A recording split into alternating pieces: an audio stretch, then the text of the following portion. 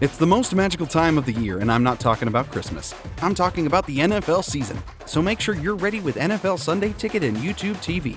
Get the most live NFL games all in one place. Right now, you can save $85 when you bundle NFL Sunday Ticket with YouTube TV. Sign up today at youtubetv.com/Spotify. Device and content restrictions apply. Discount applied to first 4 months of YouTube TV, then $72.99 a month. Ends August 29th. Terms, restrictions, and embargoes apply. No refunds.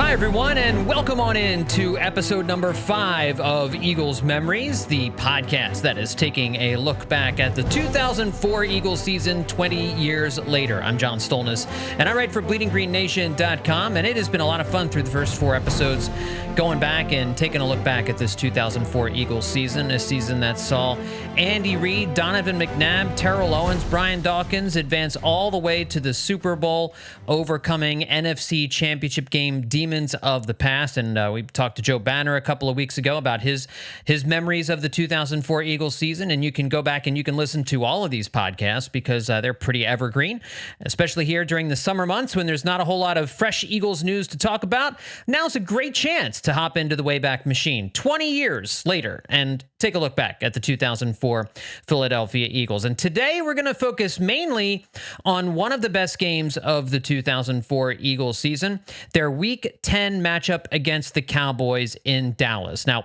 we all know how difficult it has been for the Birds to win in Dallas of late over the last really 5 or 6 years or so. But on this night, it was an absolute party. But let's take a quick step back here. On episode 4 of the podcast, we talked about the previous 4 games that the Eagles played, and the last game that they played was their first loss of the season, a 27-3 drubbing at the hands of the Steelers in Pittsburgh. And of course, the Pittsburgh Steelers were an exceedingly good football team.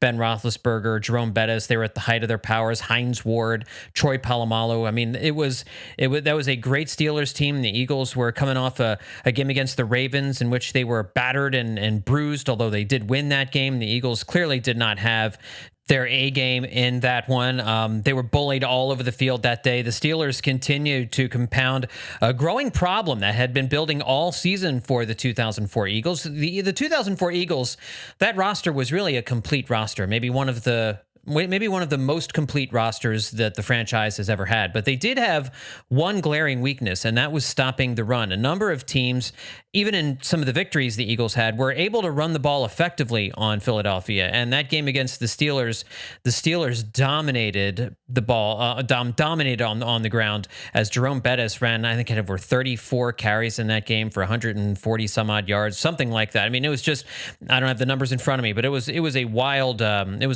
scene there in Pittsburgh as the Eagles just couldn't stop anybody. Mark Simoneau had been the starting middle linebacker all season, and he was kind of a lighter guy, a smaller linebacker. He was more of a pass coverage linebacker, and the team really needed some beef in the middle. This was a time when having linebackers who could stop the run were more important than off-ball linebackers who could cover tight ends. The NFL is much different now than it was 20 years ago. And so Mark Simoneau had been the target of a lot of fans' ire because he had been getting run over, been getting pushed around as people were getting to the second level. He just couldn't shed blocks, couldn't make tackles, and they were really exploiting a lack of size in the middle of the Eagles' defense. Does that sound familiar to anybody else? So enter Jeremiah Trotter, who re-signed with the team in the offseason. He had been a backup linebacker through the first 9 weeks of the season, but he was installed as the starting middle linebacker here in Week 10 against the Cowboys, and the move paid immediate dividends, as we will see as the season goes along. But of course, in that Pittsburgh game, there was also the matter of the T.O. and Donovan McNabb spat on the sidelines, and I would highly encourage you to listen to episode number 4 as I broke that down. But these were the first real cracks in the 2004 Eagles. It had been a blessed season. It had been a charmed season so far. But in that game against the Steelers, you saw their big weakness really hurt them, and the offense had trouble getting anything going. Terrell Owens, to this point in the season, has been the most dominant player in the NFL. I would have said he was the MVP of the league at this time when he was as they were getting ready to take on the Dallas Cowboys here. But this argument between Donovan and Terrell Owens on the sideline, again, if you listen to episode 4, we go into it quite a bit. There's no need to relitigate it here, but it certainly was something that everyone was talking about coming into this game in Dallas. And we were all wondering as we watched this all unfold, how would the Eagles respond to this adversity? How would they respond to getting pushed all over the field by the Steelers? And again, I really do believe that they were exhausted from their game the week before against the hard-hitting Baltimore Ravens in a game where there was just a ton of battered and bruised players. You had to know that was going to affect them against the Steelers. You're also going into Pittsburgh, very tough place to play, but you're getting pushed all over the field, and then you have the sideline antics of Terrell Owens in Donovan McNabb's ear. Was this all going to fall apart? Was the TO experiment going to turn out to be a disaster after such an amazing beginning? We got our answers, at least for 2004 in this game against the Dallas Cowboys. Now, this game was on Monday Night Football. You had Al Michaels and John Madden on the call. Before we get into the game, too, let's just kind of talk a little bit about the Cowboys, who came into this game a team in transition, which is a kind way of saying that they weren't good. They entered the game 3-5 under head coach Bill Parcells, who I totally forgot was the Cowboys head coach in any way. He was there for 4 seasons. He was there from 2003 to 2006, had some success in Dallas. He went 10-6 in his first season in 2003 and led the Cowboys to the playoffs, losing to the eventual NFC champs, the Panthers, in the wild card round. But in 2003, Parcells and the Cowboys had gotten off to a happy marriage. But in 2004, the Cowboys had a lot of turmoil and they had a lot of drama on their own. And it started when quarterback Quincy Carter was fired for alleged drug use. And Bill Parcells decided to bring in his quarterback from his time when he was head coach of the New York Jets, Vinny Testaverde, 40-year-old Vinny Testaverde. Testaverde was... Bill Parcells had these favorites. He's a great coach, but he couldn't see that Vinny Testaverde was death warmed over on the field at this point. So the Cowboys did start off the season well with wins against the Cleveland Browns and the Washington football team, the Redskins at the time. But injuries, older personnel, spotty play calling, they were one of the most penalized teams in the NFL, and they fell off to a 3-5 record by midseason and would eventually finish the season at 6-10. And so here you have the 7-1 Philadelphia Eagles taking on the 3-5 Dallas Cowboys here on Monday Night Football. For the Dallas Cowboys, your starting quarterback again, Vinny Testaverde. Richie Anderson, your starting running back here, along with Eddie George. So Eddie George and Richie Anderson were your top running backs here. Keyshawn Johnson, who had been quite aged by this point. Keyshawn Johnson and Quincy Morgan, I think, was another one of their wide receivers. Patrick Creighton was one of their wide receivers, and they had Jason Witten, who was their best receiver, was their tight end. On defense, you had some decent players there, but certainly Marcellus Wiley was a good player. Who else at the time? There's really not a whole lot of great names. Leroy Glover was decent for a little while there. Roy Williams was a decent player for a little while there. Flozell Adams had some moments, but again, this was not a juggernaut Dallas Cowboys team as the Eagles got ready to take them on here in Week 10. So you have the 7-1 Eagles taking on the 3-5 Cowboys, as I just said a minute ago, on Monday Night Football with John Madden and Al Michaels on the call. And there was controversy before the game even began, thanks to an ill-conceived segment involving Nicolette Sheridan, the cast of Desperate Housewives, and Terrell Owens, in which Owens is propositioned by Sheridan wearing nothing but a towel in the locker room. Edie. Hey there, Terrell. What are you doing here? Oh, my house burned down. And I needed to take a long, hot shower. So where are you off to? Looking so pretty. Baby, it's Monday Night Football. Game starts in 10 minutes. Oh, you and your little games. I've got a game you can play. Edie, this is major. We've got Parcells and the Cowboys, and Donovan needs me. Well, what about my needs? What about Edie? Will you stop it? All of Philadelphia is counting on me. Well, I can't help myself. I love you, T.O. Then how about you tell me what's buried underneath that pool? You know I can't tell you that. Then I got a game to play. Terrell, wait.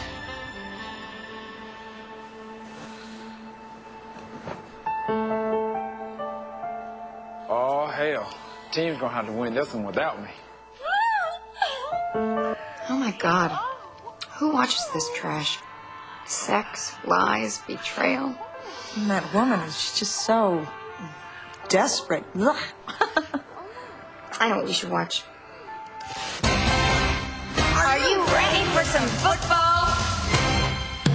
Yeah, that whole scene rubbed a lot of people the wrong way. It's hard to put into words why it was uncomfortable, but it just seemed inappropriate for the evening, for the moment. And it was certainly a takeoff of Desperate Housewives and the fact that it was a primetime soap opera. It was super popular at the time, but people jumping in each other's beds, propositioning, and all that kind of stuff. I mean, it was exceedingly popular. Nicolette Sheridan was a huge star at the time, and there you had Terrell Owens, who was essentially embracing we were supposed to have the idea that Terrell Owens in his full Eagles uniform embracing a naked Nicolette Sheridan after she drops the towel in that segment. So just very weird, especially coming off the heels of the Terrell Owens Donovan McNabb spat on the sidelines the week before. It was just, again, kind of one of those things you were like, well, what am I watching here? It was just, anyway, that was a big storyline after the game,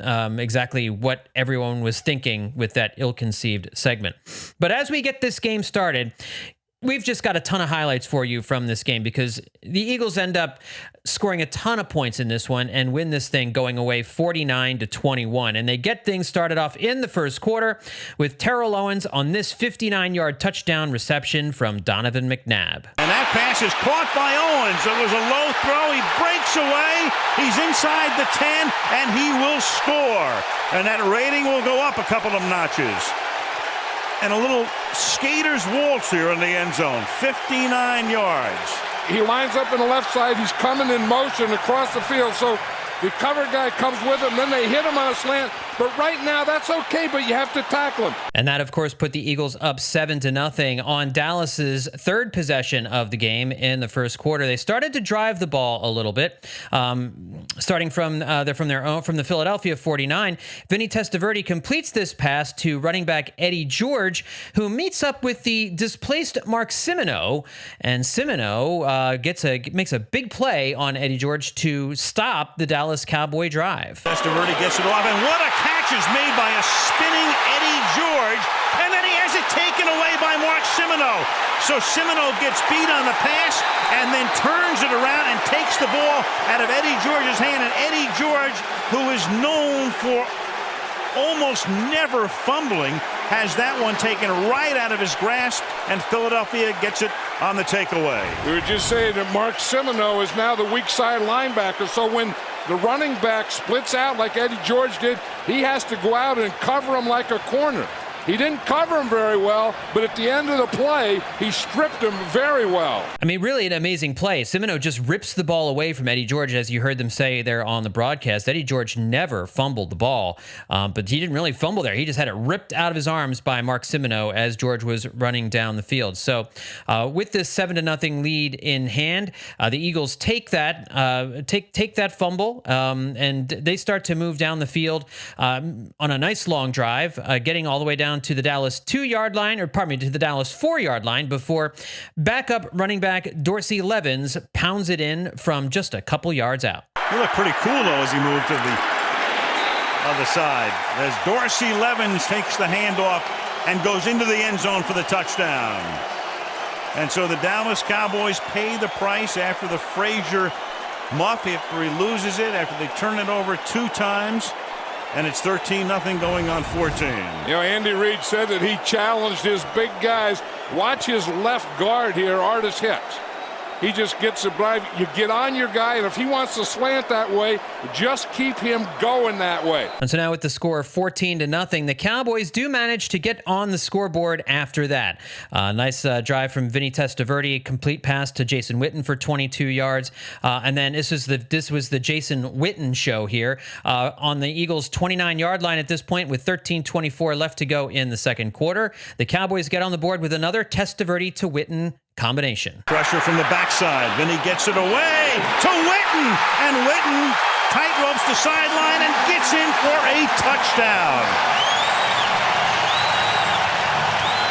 Jason Witten, he gets on a linebacker there. He gets on Semino, and he runs like a short out and up. He gets him to believe that he's going short out, and then he just goes straight up the field, and Vinny Testaverde hits him perfectly. And that makes the score 14-7. But the Eagles do answer back with a nice long drive. Donovan McNabb completes a pass to Terrell Owens for 17 yards. You have a Westbrook run for 4. Dorsey Levens off right end for 14 yards. Dorsey Levens again up the middle for 3 yards. Donovan completes a pass to tight end Chad Lewis for 12 yards. And that takes the ball all the way down to the Dallas 27-yard line, where McNabb hooks up with Owens once again for T.O.'s second touchdown of the game from 27 yards out. Play fake to the end zone goes McNabb, and how in the world does Owens get that open? Touchdown, Philadelphia.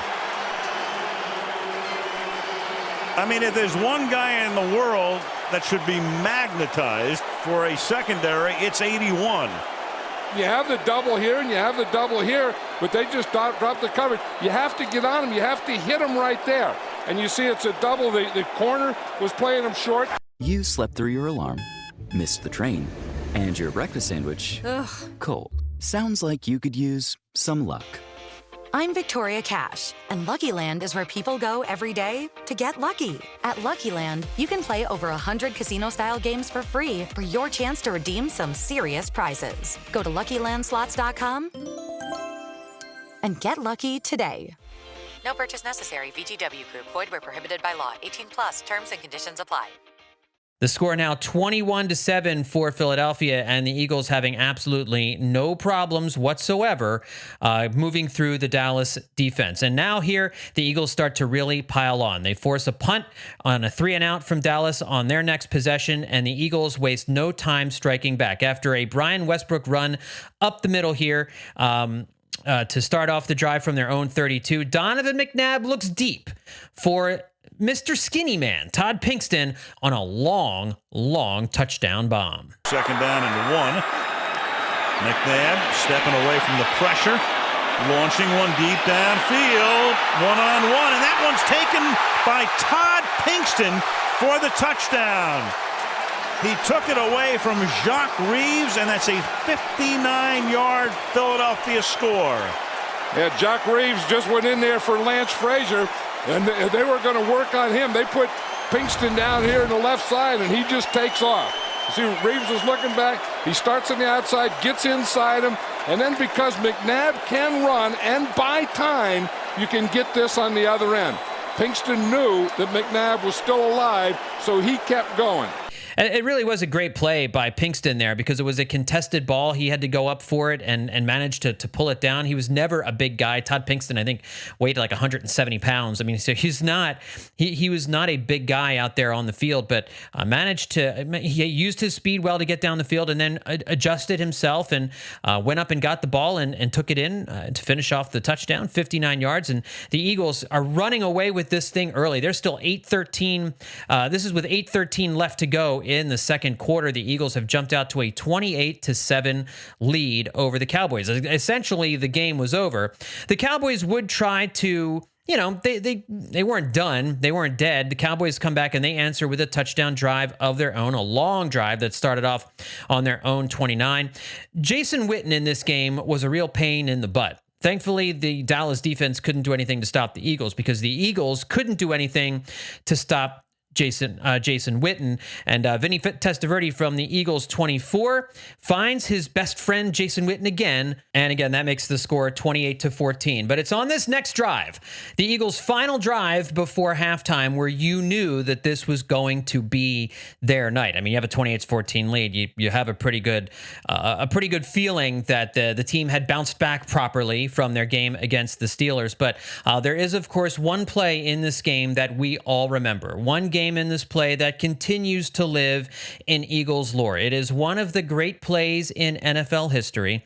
It is reminiscent of another great Eagles play in NFL history, the Randall Cunningham scramble in the end zone, avoiding Bruce Smith for the sack and throws the long touchdown pass to Fred Barnett. In this one, Donovan McNabb on 3rd and 10 from their own 25-yard line does the impossible, scrambling out of danger, runs all the way to the right side of the field, to the far side of the field, then comes all the way back to the near side of the field, throws across his body, hits Freddie Mitchell down the field in stride for 60 yards, and this incredible play. 4-man rush.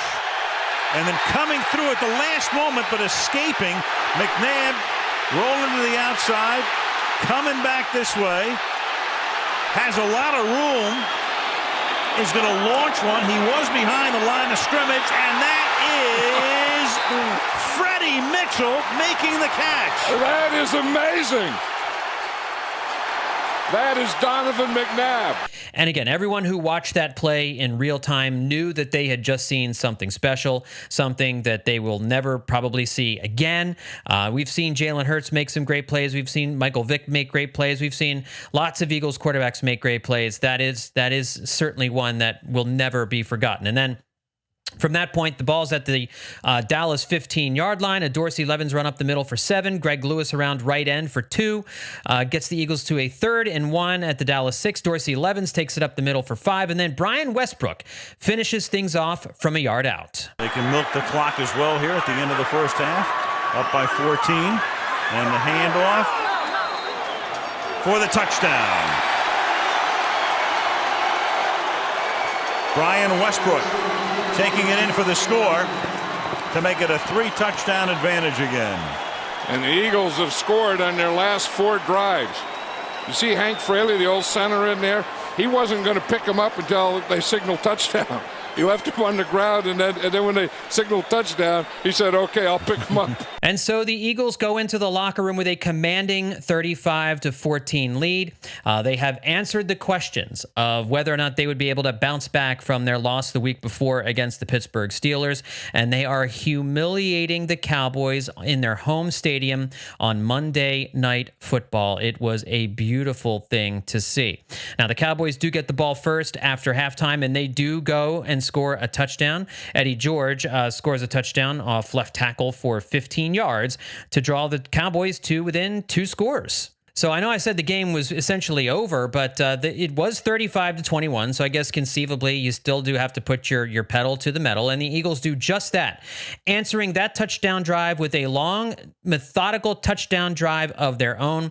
The big play here in this drive, a Donovan McNabb pass to Brian Westbrook for 42 yards, but the drive was capped off by this Donovan McNabb touchdown pass to T.O. to make it 42-21. Instead, he drops straight back, throws into the end zone, and Terrell Owens comes up with the football for the touchdown. That's the one. That's a better choice. You throw to him, he gets 3 touchdowns for you. The 2, you get the tight end trying to get to the outside, Terrell Owens going to the inside and then to the corner. Again, they got double coverage. Terrence Newman is right there. The ball just goes right over his hands and into Terrell Owens's. Akers to the point after. 12 touchdown catches this season for Owens. He got 3 on opening day against the Giants. And that was Owens' 3rd touchdown of the game. He was a touchdown machine here in 2004. And then the icing on the cake, as there wasn't a whole lot of scoring left in the 3rd and 4th quarters, as folks weren't really doing a whole lot. Everybody had kind of pulled back on the throttle a little bit. However, the Eagles' exclamation point late in the 4th quarter, as the Cowboys are driving, they've got the ball at the Philadelphia 19-yard line, and that is when Vinny Testaverde, looking for his his main target, Jason Witten, turns the ball over, and Lito Shepherd caps things off. And intended for Witten and intercepted by Lito Shepherd. And Shepherd with only one man to beat, and he'll beat him, and he gets a block. And then Keyshawn's going to chase him down, but won't get there. Touchdown, Lito Shepherd. And they're going to come on a blitz. You're going to see they blitz 8 guys, and they just cover right there, and they were going to Witten. But the corner on that one side, Lito Shepherd, he was playing the outside guy. He saw the ball in the air, came off his guy, and came and made the interception. That was a 101-yard touchdown return for Lito Shepherd. Lito just had a way of finding the ball. He's such a ball hawk, and then doing damage with it once he had it in his hands. Just an incredible game by the Eagles as they won this game 49-21. A party on Monday Night Football for the Eagles. Not so much for Bill Parcells. And there's just something special about watching Bill Parcells be miserable on the sidelines as your team is taking him to the woodshed. There's something poetic and beautiful and life-affirming about it.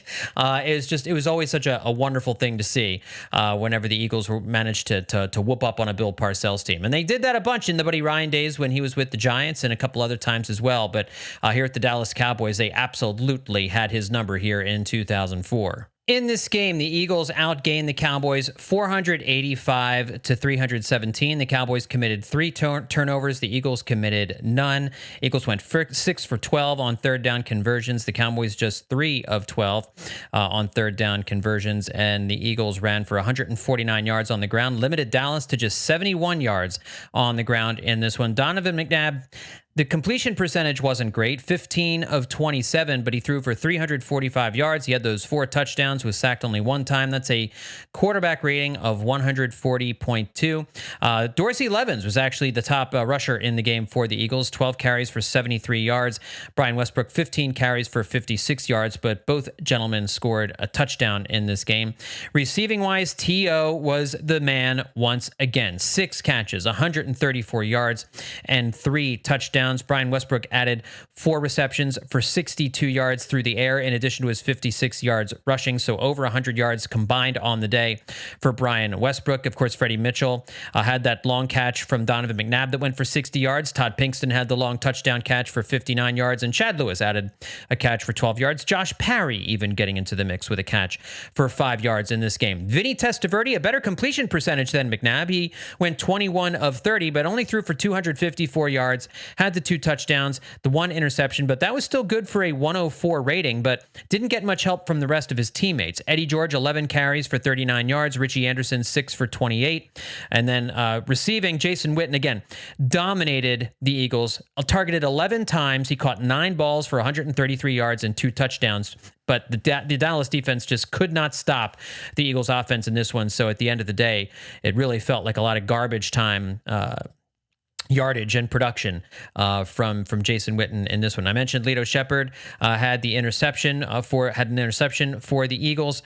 The Eagles only had 1 sack on the day, that coming with Jeremiah Trotter, and he also led the team in tackles with 8 in the game.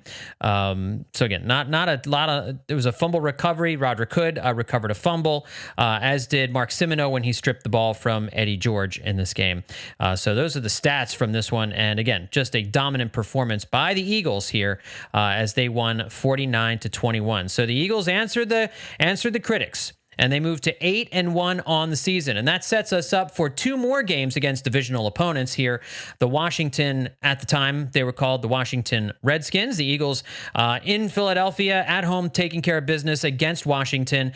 They entered 3-6 on the season, and you could see why when these 2 teams were playing. Patrick Ramsey, the starting quarterback for Washington, but they did not put up much of a fight as the Eagles win 28-6. The Birds got another touchdown reception from Terrell Owens, 10 yards out in the third quarter, that turned a 7-6 Eagles lead into a 14-6 Eagles lead. Brian Westbrook in the fourth quarter would have 2 additional touchdowns, both through the air, scoring a 1-yard touchdown pass from Donovan McNabb, and then catching one from 14 yards out from McNabb as the Eagles scored 3 touchdowns in the second half and shut out Washington in the second half to win this game going away. It was not a great offensive performance by the Eagles, however. 333 total yards to Washington's 213. 2 turnovers for the Eagles, just 1 for Washington, but Washington committed 12 penalties for 115 yards on the day. Patrick Ramsey was awful. 21 of 34 for 162 yards, no touchdowns, 1 interception, a 61.2 rating. Really, Clinton Portis didn't do anything in this game. You had Liddell Betts, Lavernius Coles, Chris Cooley. James Thrash, in his first year away from Philadelphia here with Washington, just 2 catches on 19 yards in his return visit to Lincoln Financial Field. Donovan McNabb, 18 of 26, again, only 222 yards, but 4 touchdowns on the game. He did throw an interception. He was sacked 4 times, but had a passer rating of 118.9. Todd Pinkston, the big man through the air in this one. 5 catches for 106 yards, no touchdowns. T.O. was quiet, just 2 catches for 24 yards, but did have a score. Chad Lewis also added a touchdown catch in this one as well. Ike Reese had an interception for the Eagles in this one. They're 1 interception on the game. Javon Curse notched a sack for the Eagles here as well.